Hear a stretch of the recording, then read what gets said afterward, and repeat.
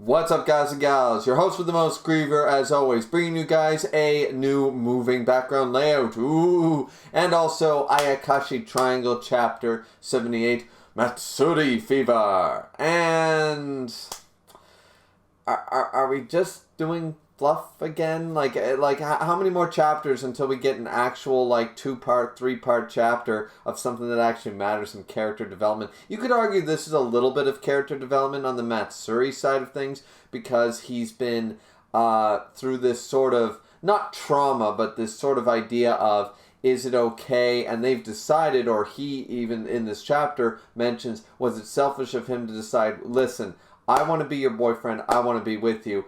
But, and as he points out in this chapter verbatim, is it feels like cheating. Even though it's me, it feels like cheating when I'm in my girl form to be like lovey-dovey with you, to be making out with you and stuff like that, right? So, I mean, for fan service alone and the Ichi moments, it's fine and fluff, but the only real thing to take away from this chapter is that, and I'm just feeling like we were getting this good vibe of Shadow Mai, right? Shadow Mai going to the high school, trying to learn to like humans and going through like the trauma of her suffering because she was not all bad in the beginning and all this stuff.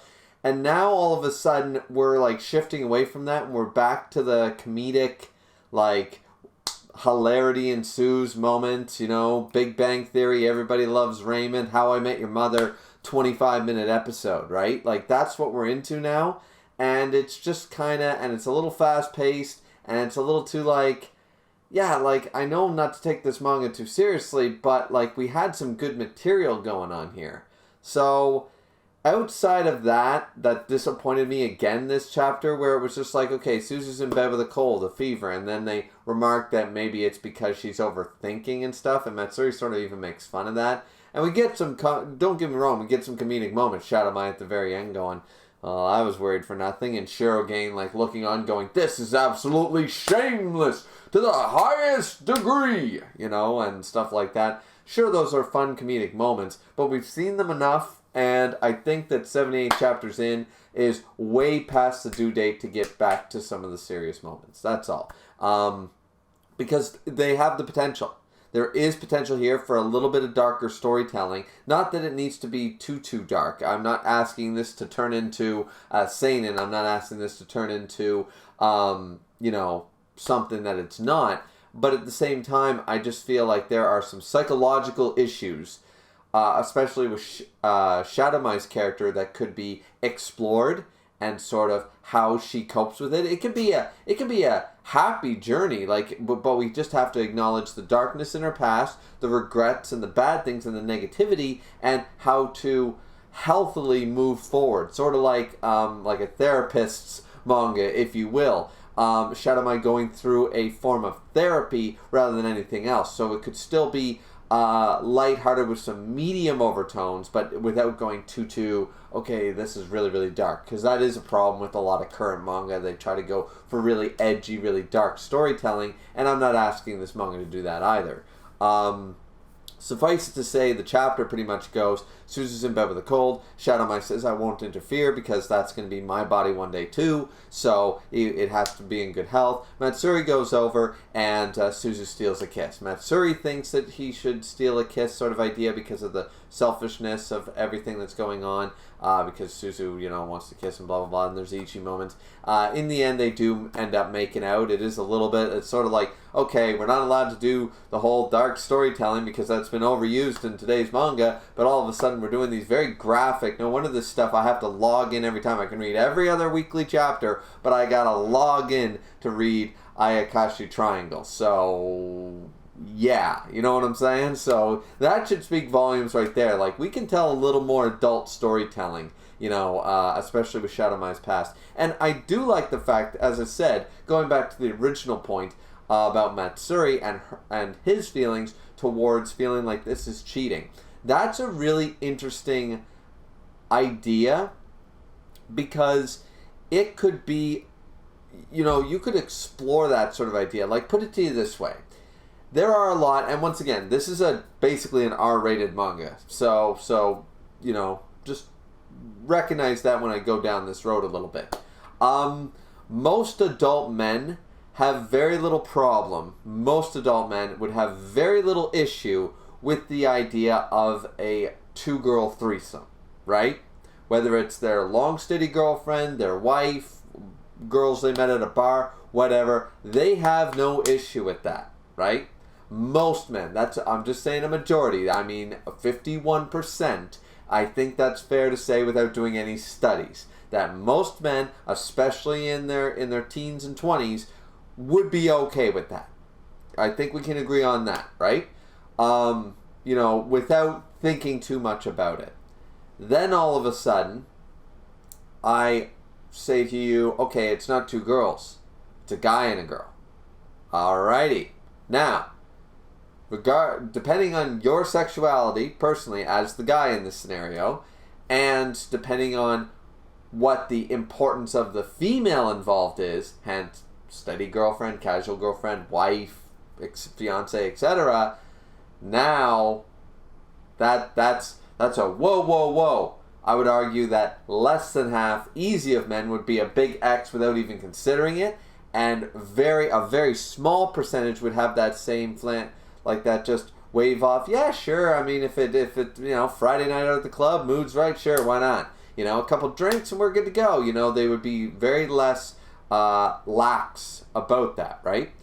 So I say all this to note that it seems so foolish from this perspective, right? And there's not really much to compare to in the real world. That's why I'm trying to use something that's a little more realistic, in the sense that it seems obvious to maybe some of you as the readers, and it seems obvious to Suzu that you are not cheating on me. Like, because it's girl you, it's still you're you, and it's fine. Matsuri feels, once again, just like how he was feeling a little girly, not girly, but he was feeling more happy and more like a girl, and and he was having a slight identity crisis, not a sexual identity crisis, but just an identity crisis more in a general sense because of this gender swap stuff. So maybe you could argue it's like, anyways, point is, I would argue that it's not sexual because he's not all of a sudden, because he's a girl, he's into guys or anything like that, or bisexual. He's clearly still heterosexual, trapped in the woman's body sort of idea, right?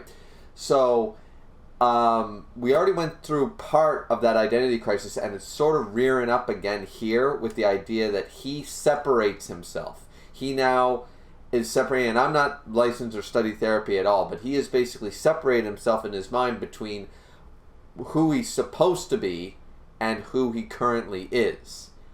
And even though he's accepted and he's fine with the day-to-day of being who he currently is, he knows at the end of the day his goal or his dream or whatever, if you will, is to go back to who he once was, and then he can move forward in life, right? And forward and pursue Suzu and pursue his goals and stuff. And he feels like, retroactively sort of cheating on that idea, not just the idea of cheating on Suzu in the physical sense, but cheating on her in the emotional sense that maybe he's feeling. And this is all just conjecture that I'm trying to make this review seem like less than 3 minutes long. I'm trying to pick something because, as I said, lately there's not really a whole lot to review in these chapters. It's like, it's ecchi, it's comedy, you get what you get, it's more visual than reviewable, so, but the fact of the matter is that,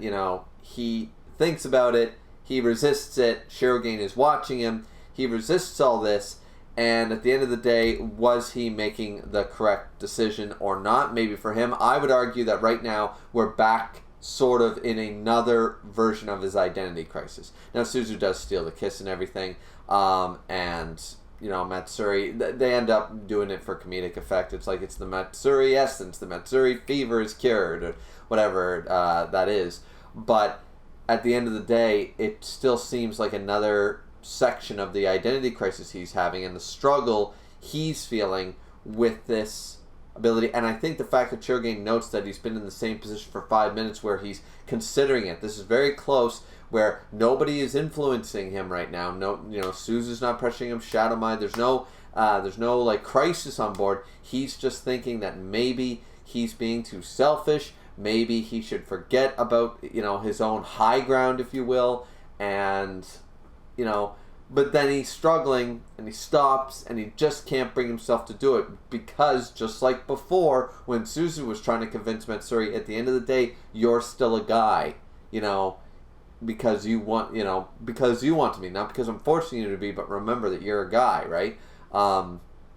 In this same sense, I think Matsuri is at a bit of a crossroads, is struggling with that idea, but I think this is just more reconfirmation that he's still got this little moral compass inside of him, which is, once again, very hard to compare. I tried to do the threesome analogy and stuff. I don't think it really came across well, because it's very difficult to do this, because there are people that, they do get sex changes and they do feel different, and they, some people don't, some people we never hear, well, we do hear about them. Some people do decide, no, I made a mistake, and some people, no, they live with that, and they feel so much better about themselves.